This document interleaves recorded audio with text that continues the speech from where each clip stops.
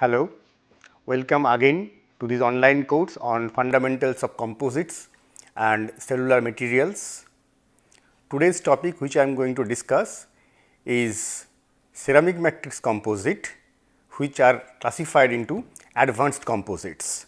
Now, in the last class I have talked about, in fact for the last two classes I have talked about advanced composites, and those composites were metal matrix composites.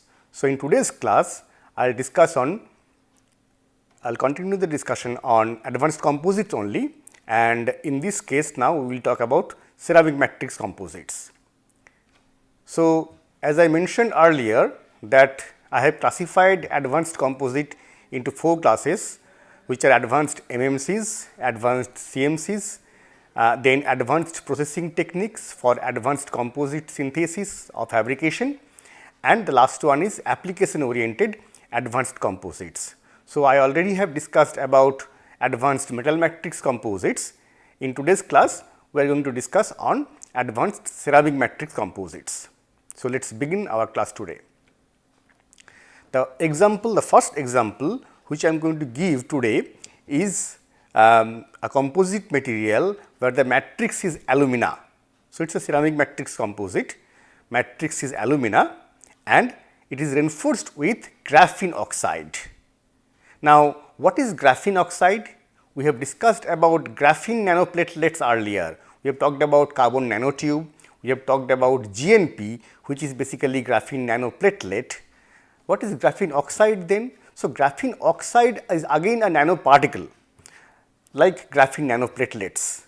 So, in this case now, if you take graphite and if you oxidize it and then exfoliate it, what happens that with the sp2 basal planes, sp2 carbon basal planes, oxygen group, functional groups with oxygen gets attached. For example, hydroxyl group or carboxyl group, in some cases COOH group, these groups gets attached on the basal plane of the graphene planes, and that we are calling as graphene oxide. Now, graphene oxide also shows unique properties in terms of both mechanical, electrical and thermal properties. So, that is why in today's discussion we are talking about a particular reinforcement which is graphene oxide. Now, the application of such composites, such ceramic composites where graphene nanoplatelets or graphene oxides are used as reinforcement, the applications are in lithium ion batteries, electrochemical capacitors, biosensors based on their electronic and electrical properties. So, in this case, as I mentioned earlier, matrix has been chosen as alumina alpha Al2O3 in fact. So, the precursor material or starting material for matrix is alpha Al2O3 powder, and the particle size is in the range of 135 nanometer, and reinforcement as I was talking earlier is graphene oxide. Now, in the xy direction the dimension is in the range of 150 micrometer. However, in the z direction or in the thickness direction it is actually in the nanometer range, and obviously like graphene nanoplatelets, graphene oxides are also of flaky morphology. So, let us look into how this composite was prepared. So, as you can see, graphene oxide has been dispersed ultrasonically and then it gets mixed with Al2O3 particles, Al2O3 nanoparticles basically via attrition milling. Okay. And in this case wet milling has been done inside an attrition mill, and once it is nicely mixed, homogeneously mixed, then drying and sieving has been carried out, and finally, this powder mixture has been sintered. Sintered by what method? Spark plasma sintering. I have mentioned few times about spark plasma sintering. I have given little bit of details of spark plasma sintering as well. So, most likely in today's class or tomorrow's class, I will give you some more information, some detailed information on spark plasma sintering. Basically, for the time being, you understand this much, that spark plasma sintering is an advanced sintering technique where the sintering temperature and time requirement is quite low if you compare with conventional sintering. Also, the heating rate in SPS could be achieved at a very high value, and that is why in SPS densification which is achieved is at a very higher value. Okay. So, in this case, as you can see, the composite which has been prepared, where the matrix is alumina and then the reinforcement is graphene oxide, and the amount of graphene oxide is in the range of 0.2, 0.5, 0.7, 1, 1.5 and 2% So, it has been varied to see the effect of different amount of loading of graphene oxide in the alumina matrix. All right. So, now let us look at the initial characterization data. So, the first two images figures, what you are seeing actually has come from graphene nanoplatelets, or in this case graphene oxide platelets. Okay. So, again the signature peaks of graphene or graphite in this case graphene oxide is G peak and D peak, and G comes from the graphene sheet and D comes basically from a defect structure. So, these two peaks are signatures of graphene sheets which are quite well visible in this case. Okay. So, even after going for attrition milling for long time, basically the graphene oxide retains their atomic structure, atomic configuration, and you can see the morphology as I mentioned earlier, it is flaky morphology which you can see here as well. It is nicely flaky morphology with well distribution or homogeneous distribution. Okay. Now, if you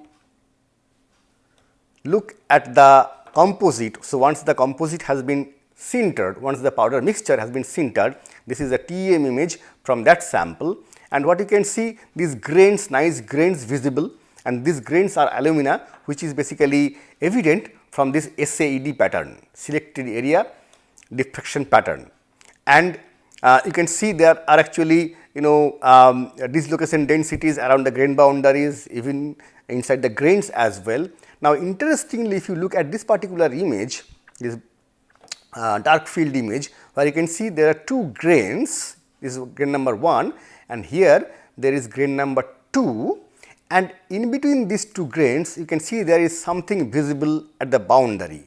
The boundary is very clean, however, there is something visible and it shows concentration of carbon atoms. Now, if you look into detail, so we go for higher resolution TEM study and what you see this kind of image. So, there are two grains, grain number 1 and grain number 2, and in between that you see this particular phase, and if you again go for a higher magnification, then you can see these graphene sheets quite well visible which is residing in between two alumina grains. So, the grain boundary is quite clean and apparently there is no other phase formation which you can see at the interface between the alumina grains and this geo particle. Okay. Now, after understanding this microstructure, now if you look at the physical and mechanical properties, so let us try to see what kind of physical properties this composite is having, and then we will go into the mechanical properties. Okay. So, now you see the relative density data has been shown here with increase in graphene oxide content. Okay. Now, what you see is that as the graphene oxide, so this is 0 and from 0 you can see here as you increase the graphene oxide content, then there is a slight decrease in the density, very nominal decrease in the density, and then there is as you can see it remains almost kind of same, okay, and then there is a decrease as well, decrease in the density. Okay. So, a slight decrease in the density with an increase in graphene oxide content can be observed.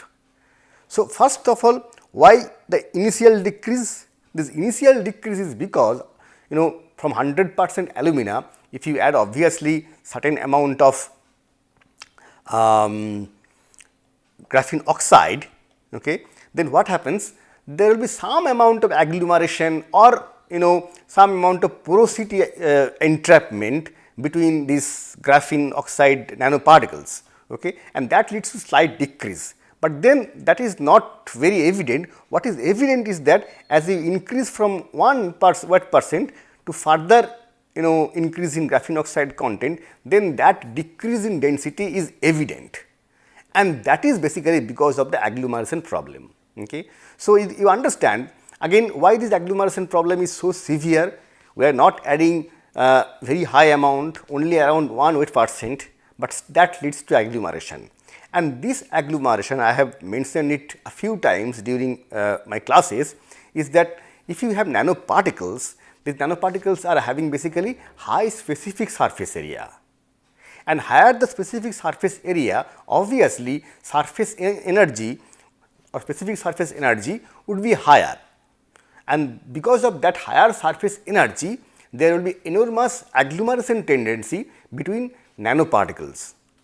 So, that is why once the particle size goes down to nano range, there will be always an agglomeration problem, and that is the reason the amount of loading in terms of reinforcement content when the reinforcement particle size is in the range of nanometric size, then it should not be more than 0.5, 0.75, 1 weight% or 1 volume%, not more than that.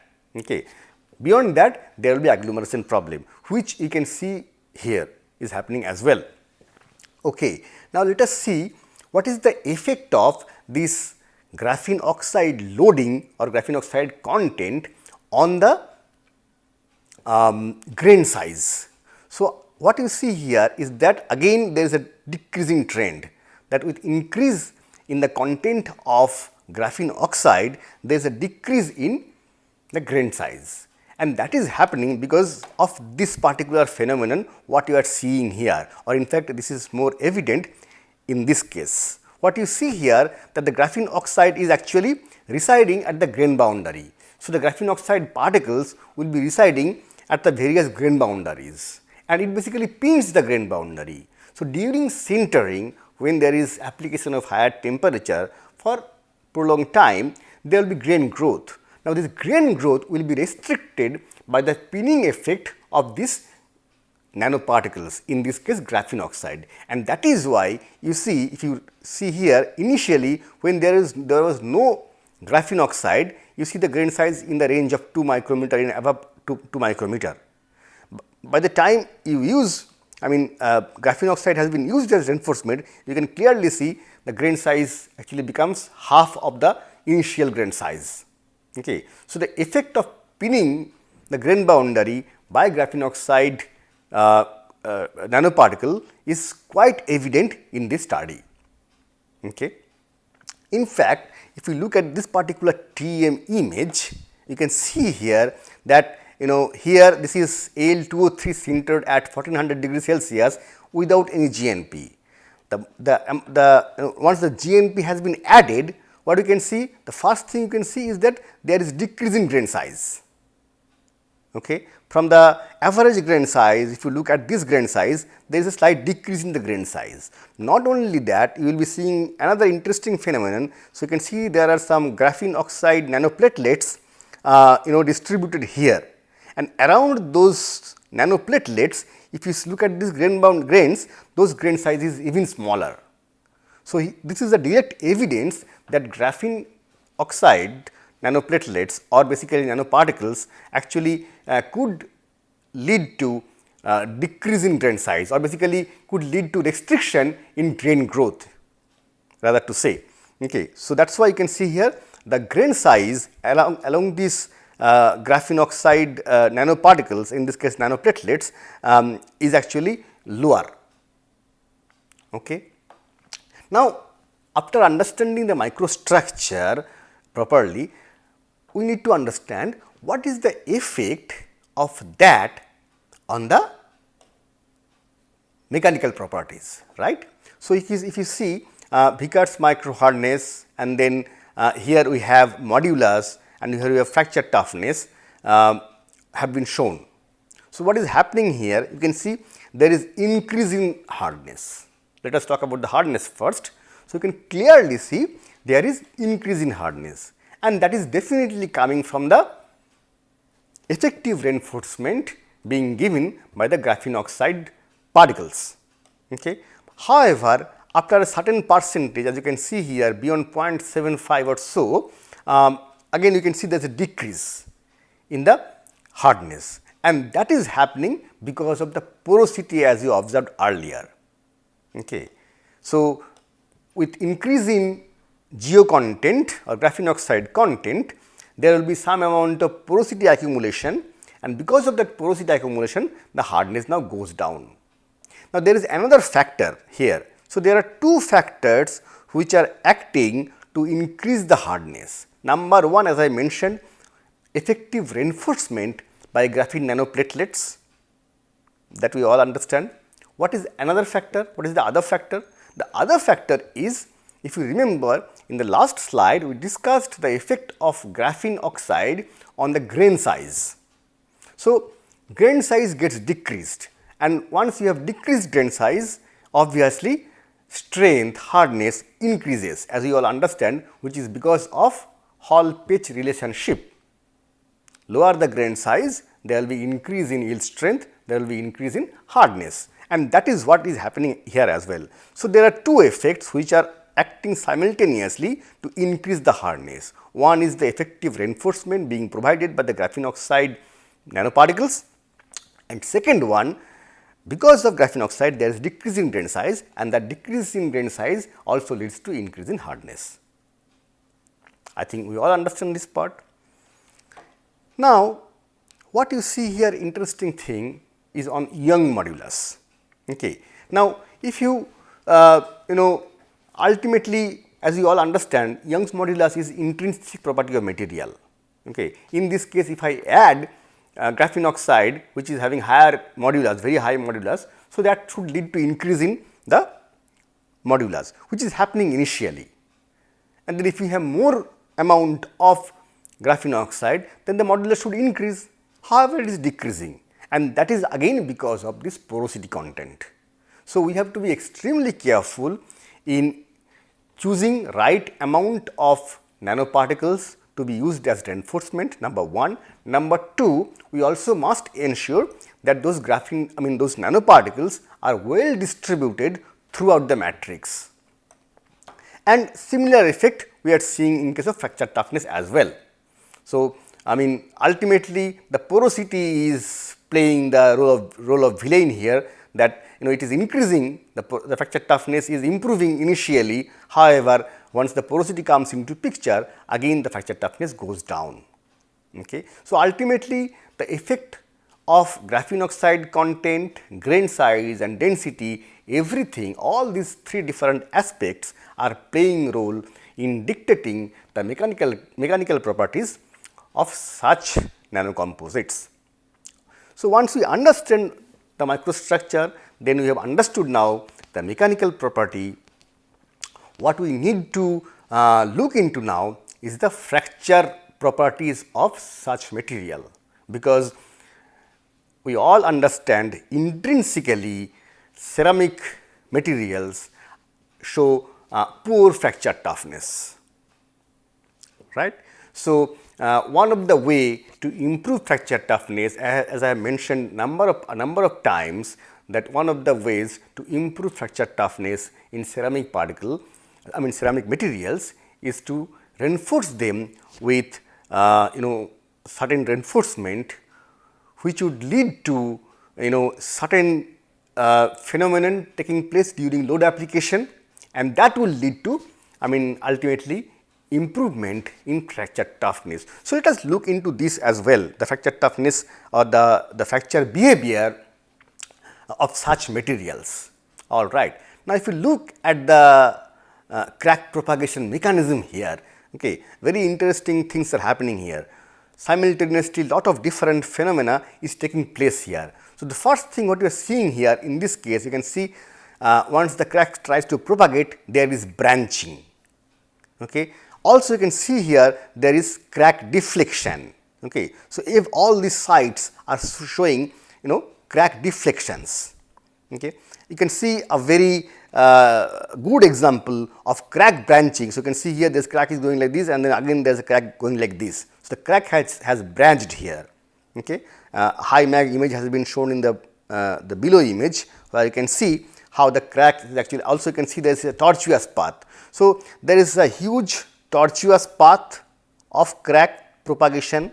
Not only that, there is a lot of branching, crack deflection. Okay.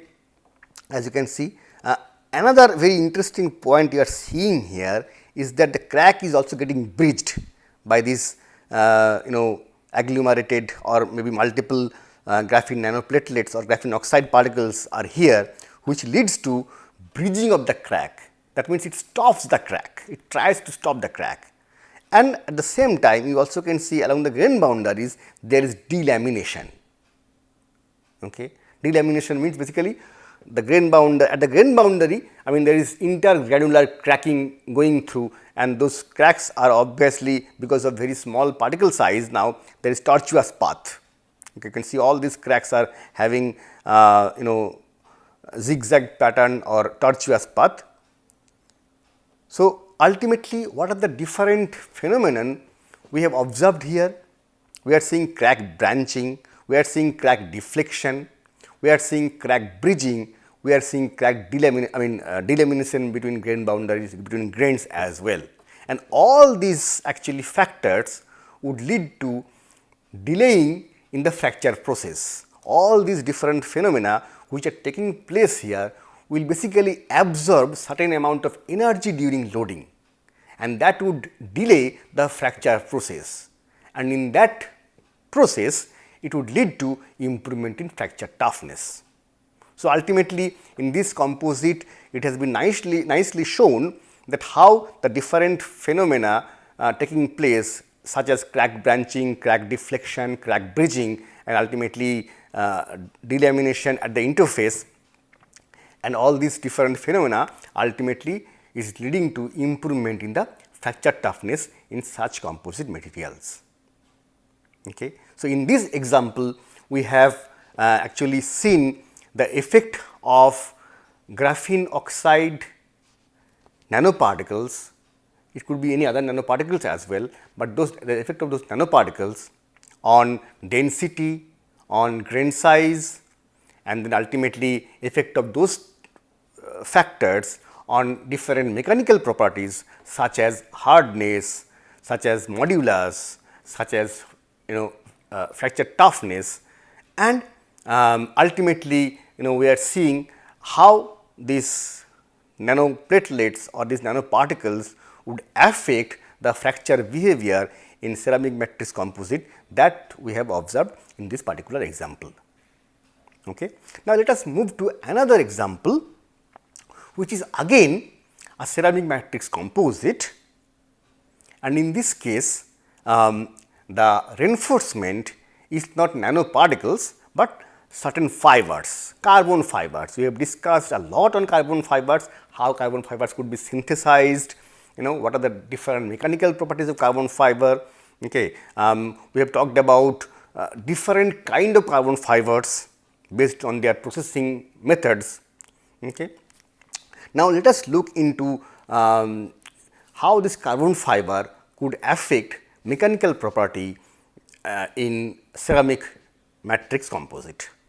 Now, here I have chosen this particular matrix, which is Ti3SiC2 for a particular reason. So, I am talking about max phase in this particular example, where the max phase is the matrix, ceramic matrix Ti3SiC2 is the max phase. Now, what is a max phase? So, as you see, max is basically Mn plus 1 A x n, where M is early transition metals, for example, in this case titanium. Okay. Similarly, A is basically group A element, especially group 3 and group 4, like in this case you can see silicon, and X denotes about either carbon or nitrogen. Okay. So, that creates this max phase. Now, what is the importance of max phase? Max phase, as you can see here, they have excellent mechanical and tribological property, and at the same time they have high thermal shock resistance and fairly good electrical conductivity. That is very important. A ceramic material is having good thermal and electrical conductivity. That is where the importance of max phase plays the role. And also you can see it has very good tribological property as well. I mean, obviously they will be ceramic materials, they will be having mechanical properties, very good mechanical properties, no doubt about that. But then what about tribological property? Why tribological property is good? In fact, flexural strength of max phase is also very good, and that is because this max phase they have layered structure, and in between the layered the bonding is not very high or the bonding is not that strong. So, there will be after depending upon the load application, there will be slippage between these planes, these layered structures, okay, and that leads to improvement in flexural strength, as well as it shows very good tribological behavior as well. For example, it gives some kind of lubrication effect by this slippage of these different layers, and that is why max phase is extremely important. We have a ceramic in hand which is having very good mechanical property, no doubt about that, and what we are achieving here, we are achieving very good tribological property, we are achieving flexural strength because of the layered structure, because of the slippage of layers, there will be improvement in fracture toughness, as well as the intrinsic property of max phase shows very good electrical and thermal conductivity, and that is why you also see high thermal shock resistance, and that is why max phases are extremely important. This is the reason I have in this particular example, I have intentionally discussing about this max phase.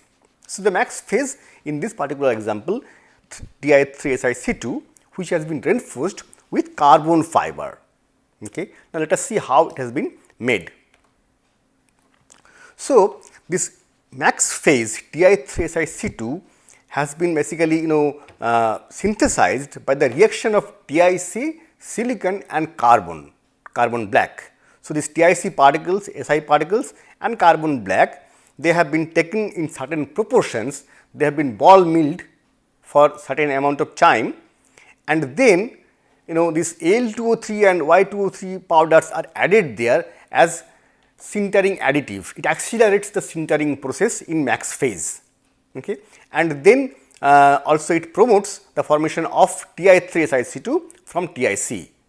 So, to accelerate the sintering process, to improve the reaction kinetics between TiC, Si and C, so that it forms Ti3Si2, these oxides Al2O3, Y2O3 are added.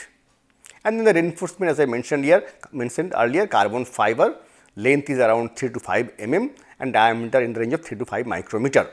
Now, this carbon fiber has been treated before adding with the these particles.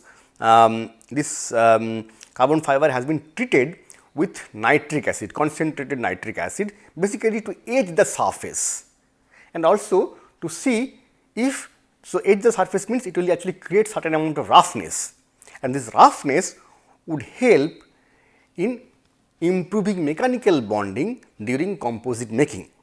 That is number 1. Number 2, by this treatment by HNO3, what happens? Again, there will be some functional groups with oxygen gets attached on the surface, and that improves the wettability, that again improves the bonding during the synthesis of composite, and that is why this carbon fiber has been treated with nitric acid. Also, another factor is also there, which basically this concentrated acid also cleans the surface of carbon fiber.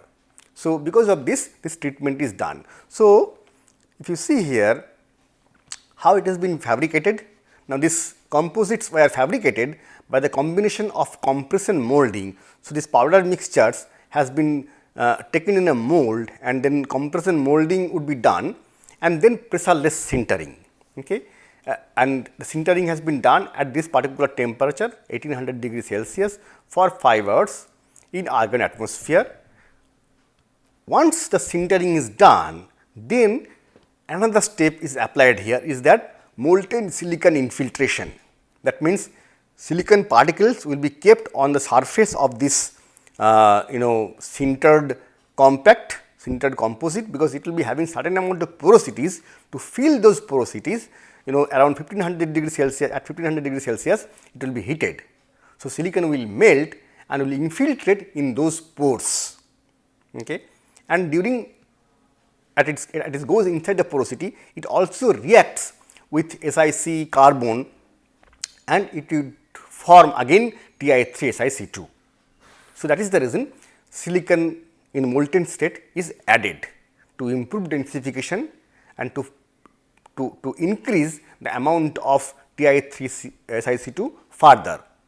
So, if you look at the the XRD spectra, that is before sintering and after sintering. So, before sintering you will be seeing only TIC, okay. As you can see here, you will be seeing some SI peaks, okay. You could see some SiC peaks as well. So, primarily what you see here is TIC and SI peaks before sintering. After sintering, however, you see mostly Ti3SiC2 peak, okay. Along with that you see some SiC peaks as well. So, it is a combination of Ti3SiC2, mostly it is Ti3SiC2, the max phase. Along with that there will be certain amount of SiC as well, and that is why the matrix has been mentioned here, as you can see here, Ti3SiC2 SiC.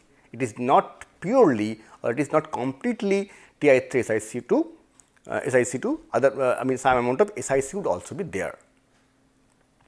Okay. So, once we understand the whole problem and the process, how it is being synthesized, let us look at the microstructures.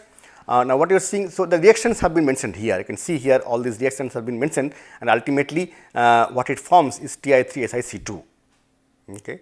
And this you can see here SiC is also forming. So, SiC also remains there, and that is what you see here. You can see this nice layered structure after sintering and infiltration melting of Si. So, you can see this nice layer structure is nothing but the max phase Ti3SiC2. Along with that also obviously you see certain amount of SiC as well distributed in the whole matrix. So, that is why this matrix is basically called as two phase matrix Ti3SiC2 along with SiC. All right. Here what we are seeing is that without carbon fiber, with carbon fiber. One interesting feature we are seeing here, after addition of carbon fiber, you see these carbon fibers are mostly directed towards a particular direction or aligned towards a particular direction, and that is happening because of the compression molding, because of the load being applied during compression molding, and that leads to certain amount of alignment of this carbon fiber.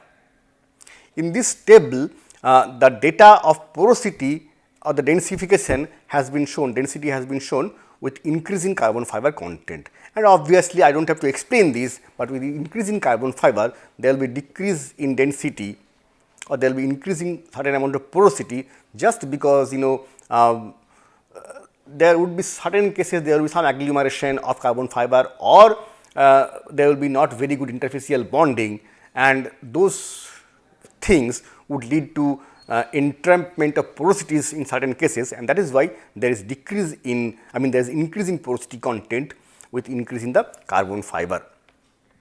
And you can see here actually those has been shown obviously with increase. So, you can see here from 10 to 20%, these are 10% A and B, 10% and C and D, 20% carbon fiber. So, the number density of carbon fiber is more in case of C and D. But what is interesting to note here is, first thing is that this is fractured surface. So, we are seeing pulling out of fiber, okay, which is basically a classic phenomenon to be happening during fracture of ceramic matrix composite, because of pull out. So, that means there is interfacial debonding, interfacial delamination, and that actually improves the fracture toughness. Okay. So, chemical bonds and interfaces formed between carbon fiber and matrix, large number of carbon fiber pull out is taking place, as I have mentioned just few minutes back. Now, orientation of the most of the fibers tend to be consistent in a particular direction, and that is happening because of the compression molding process, as I mentioned. Also, you see this surface is not very clean now after pulling out. That means certain amount of max phase, the matrix phase is remaining there, and that indicates good bonding, good wetting between matrix and reinforcement surface interfaces. So, because of that also there will be good bonding. Okay. So, and the effect of these factors ultimately would be seen in mechanical properties. In this case, 3-point bending test has been done. So, you can see here this is without this pink one is without any reinforcement. Okay. You know, it does not really have very high strength. However, there is increase in amount from 10 to 20 to 30, you can see the stress required for fracture during 3-point bend test is obviously higher because of the higher amount of reinforcement. Also, you can see that when there is less amount of when there is for the pink one, for the blue one or for the red one, you can see as you have incorporated carbon fiber, there is improvement in the displacement, which basically talks about the toughness, fracture toughness. So, obviously, with increase in, so there is certain amount of, in fact, in case of 20%, you are seeing there is maximum amount of displacement, and that is happening because of the improvement in the fracture toughness. And here also that can be seen that the cracks are going in a very tortuous path, and if you look very closely, you will be seeing lot of carbon fibers are going through the two sides, acting as bridges. Okay. So, all this ultimately would lead to improvement in the fracture toughness. So, with that I would like to end today's class, and just to give you a little bit of information, in the next class I will introduce a new topic which is spark plasma sintering. It is an advanced technique I have mentioned few times. I think this is high time I give you some details on this advanced sintering technique, which is spark plasma sintering. So, in next class I will discuss in detail about SPS, and then so today's class what I have discussed about the mechanical behavior of graphene oxide reinforced alumina matrix composites and a max phase composite where carbon fiber is reinforcement, and in the next class I will talk about SPS, spark plasma sintering, and then I will give you certain examples also where SPS is used for synthesis of advanced composite. With that I conclude today's class. Thank you.